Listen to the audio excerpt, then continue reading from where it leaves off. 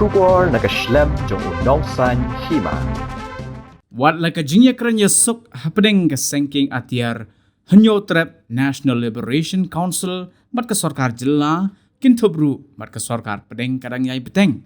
Henry kindit kensan ketika seng kala yoi ya ke notice kabala pa asu General Secretary kom Publicity Secretary jong ke seng uba Saiñkupar Nongtraw ha kaba ula syak hot hajir haga ying kashari bat syak pengat hagi kindon an bat kani kala penong ya ka seng ban berngem bakin pensange no ka Jingïakren Ïasuk Henry la ka Sorkar ka Kwah baka Jingïakren Ïasuk kan peteng bat yait syakman kadai ban weng ya baro ki mukot duma persya ya ka HNLC bat ru ya ki dikhot jongka haga bayai dei bat kani usembut menteri rangba ka jela uba prestun tunsong ula ong baka jingsha khot hajir jong kitiki nongelam ke HNLC kam dei balale de Sorkar jela Henry kani ke dei Bynta jong ke jing trekam ke yeng kasari bat kam don Bynta AA bat ke executive udah kerpat iki nongelam bahakmat do jong ke HNLC bakin shimkia ya ke Jingïakren Ïasuk bat bakim dei bandon kano ke jing khuslai jingmut haga bay dei bat ke notice ke bala penmi de ke yeng kasari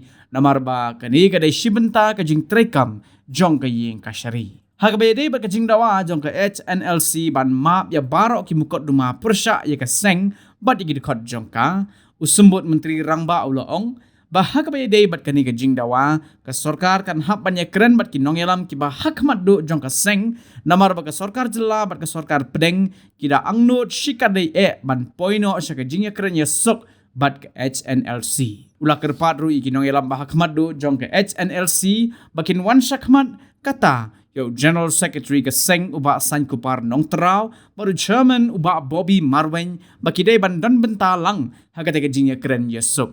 It's not the government. See, let me make it very clear. It is not the government who issued the notice. This is the normal process of the court. Judiciary and the executive is already separated. I think you understand that. But see, we had a formal talk just once.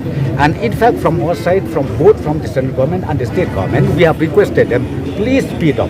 What are the issues you wanted for discussion? We are waiting for that.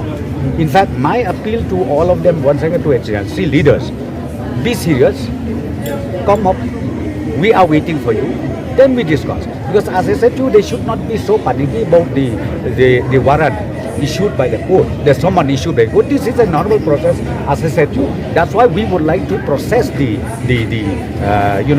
sitting at the earliest possible. Then we will walk out all these issues. So but they have demanded the general amnesty.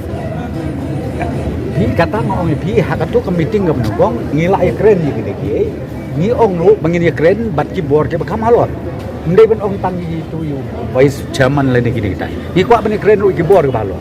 Te lagi long serious ni Kwah banong ba sngob ha ni the government both central and state government ni long serious ba bat ke bang kerpat nak liang jo ke Sorkar long ba sngob ha I can decision communicate changi lengba utu lingman jong ki bat na lengba lingman jong we are ready for the sitting in the days to come.